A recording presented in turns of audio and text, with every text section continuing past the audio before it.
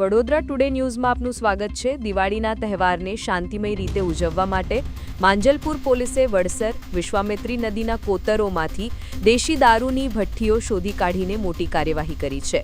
Police કમિશનરની સૂચનાના આધારે Manjalpur police ઇન્સ્પેક્ટરના માર્ગદર્શન હેઠળ સર્વેલન્સ સ્ટાફ દ્વારા વડસર ગામના ગોચરમાં અલગ અલગ જગ્યાએ રેડ કરવામાં આવી હતી। આ રેડમાં ચાલુ હાલતમાં દેશી દારૂની ભઠ્ઠીઓ મળી આવી હતી, જેના આધારે 3 અલગ અલગ ગુના રજીસ્ટર કરીને પ્રોહિબિશન એક્ટ હેઠળ કાયદેસરની કાર્યવાહી કરવામાં આવી છે। પોલીસે કિશન વીરાભાઈ માળી, આશાબેન રણજીતભાઈ માળી અને મંગીબેન લક્ષ્મણભાઈ માળી વિરુદ્ધ ગુના દાખલ કરીને દેશી દારૂ, વોશ, ખાલી પીપ અને પાઇપ મળી સહિતનો મુદ્દામાલ કબજે કર્યો છે। ત્યારે વાત કરીએ આવી બીજી ઘટનાની તો વડોદરા શહેર પોલીસ કમિશનરની સૂચનાના આધારે કપુરાઈ પોલીસે પ્રોહિબિશનની પ્રવૃત્તિઓ નેસ્તનાબૂદ કરવા સફળ રેડ કરી વહેલી સવારે ભાલિયાપુરા ગામની સીમમાં આવેલ નદીના કોતરોમાં અલગ અલગ જગ્યાએ રેડ પાડી।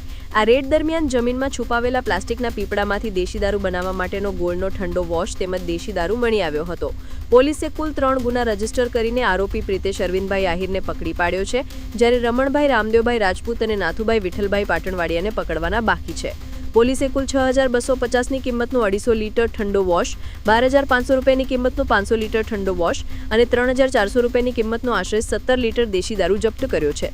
કપુરાઈ પોલીસે પ્રોહિબિશન એક્ટ હેઠળ કાયદેસરની કાર્યવાહી કરી છે।